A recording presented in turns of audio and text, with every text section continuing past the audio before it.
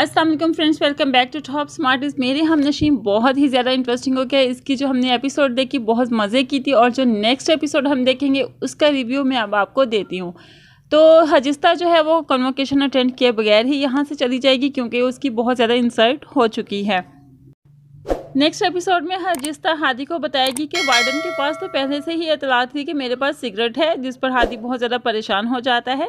Shahryar warden के पास आता है और कहता है मुझे वो नंबर दें जिससे आपको कॉल आई थी और जिसने आपको सिगरेट के बारे में बताया था। वार्डन उनको नंबर दे देती है। वो नंबर देखते हैं तो बहुत ज़्यादा परेशान हो जाते हैं और उनके मुँह से अचानक निकल जाता है हादी, ये तो हादी का नंबर है। दूसरे ही लम्हे शहरयार एक भी पल की देरी किए बगैर आयमा को उस हॉस्टल से निकाल देगा क्योंकि आयमा जो है उस हॉस्टल में नहीं रह सकती, उसकी भांजी है और वो हॉस्टल जो है उसकी बहुत ज़्यादा बदनामी हो रही है। इसलिए वो आयमा को साथी से कहता है कि घर वापस चलो। हादी को कहता है कि आयमा का बैग पैक करवाओ और उसको घर वापस लेकर आओ। हादी आयमा को लेकर जा रहा होता है कि रास्ते में हजिस्ता उनको देख लेगी। जैसे कि हम जानते हैं कि आयमा कोई भी मौका जाने नहीं देती। वो रुक कर हजिस्ता से बात करेगी और कहेगी कि तुम तो अपने इलाके की नुमाइंदगी करने आई थी ना, तो ऐसी नुमाइंदगी करते हैं, ये नुमाइंदगी कर रही हो तुम। इस पर हजिस्ता रोने लगती है और हादी को भी बहुत ज़्यादा गुस्सा आ जाता है, लेकिन वो आयमा को लेकर वहाँ से चला जाएगा।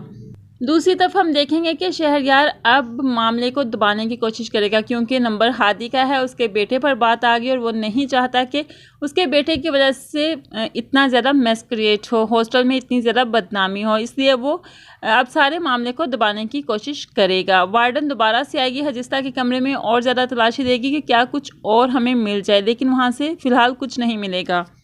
अब वो लड़की जो कि सिगरेट लेकर आई थी सीनियर से, वो हजिस्ता के पास आएगी, कहेगी मुझे माफ़ कर दो, मेरी वजह से सब कुछ हुआ। तो हजिस्ता कहती क्या तुम जानती हो कि किसने बैग में ये सब कुछ डाला? तो वो सारा कुछ बताएगी कि मैं इस तरीके से सीनियर्स के पास गई थी और उनसे मैंने ही सिगरेट मांगा था और उन्होंने ही उसमें कुछ फिल करके दिया जिसकी वजह से आप फंस गई। मुझे माफ़ कर दे लेकिन प्लीज़ मेरा नाम कभी मत लेना। इस पर हजिस्ता को बहुत ज़्यादा गुस्सा आ जाता है, लेकिन वो फिर भी उस लड़की की खातिर चुप कर जाएगी, किसी को नहीं बताएगी क्योंकि जानती है वो कि अगर वो हादी को या शहरयार को हकीकत बता देगी, आयमा का नाम आएगा तो कोई भी आयमा का नाम सुनना नहीं चाहेगा क्योंकि आयमा उनकी अपनी है। दूसरी तरफ दोस्तों हम ये भी देखेंगे कि हादी हजिस्ता को फ़ोन करेगा और कहेगा आज कन्वोकेशन है, जल्दी से तैयार हो जाओ, मैं तुम्हें पिक करने आ रहा हूँ। हजिस्ता कहेगी तुम मुझे क्यों पिक करने आ रहे हो? इस पर हादी कहेगा कि मैं चाहता हूँ हम थोड़ा सा वक्त साथ गुजार लें ताकि तुम मुझे मज़ीद जान सको। हजिस्ता कहेगी मुझे कोई शौक़ नहीं रहा आपको मज़ीद जानने का, मैंने जिसको जितना जानना था मैं बहुत अच्छी तरीके से जान चुकी हूँ, अब और ज़्यादा मज़ीद जानना नहीं चाहती। दूसरी तरफ हम देखें तो शहरयार कहीं ना कहीं जानता है कि हादी हरकत नहीं कर सकता, हरकत ऐसी करेगा तो सिर्फ हसन कर सकता है, इसलिए वो हसन से भी पूछगिछ करेगा, कहेगा कि तुमने ऐसी हरकत क्यों की? तुमने एक लड़की की नफरत में अपने भाई को इतना फंसा दिया कि तुम जानते हो वो किस कदर ज़लीलो ख़वार हो जाएगा अगर कि सबको सच्चाई पता ना चली। अब मेरा एक तरफ तो एक बेटा है, दूसरी तरफ दूसरा बेटा, मैं बचाऊँ तो किसको बचाऊँ और फंसाऊँ तो किसको फंसाऊँ? तुमने तो मुझे किसी काबिल भी नहीं छोड़ा। वो उसके हाथ जोड़ता है और कहता है खुदा के वास्ते मुझे सच बताओ ये तुमने क्यों किया? डॉक्टर सबीना ये सब कुछ सुन रही होती है और उसे बर्दाश्त नहीं होता कि मेरे बच्चे क्या कर रहे हैं और इसी दौरान ही वो बेहोश होकर गिर जाएगी।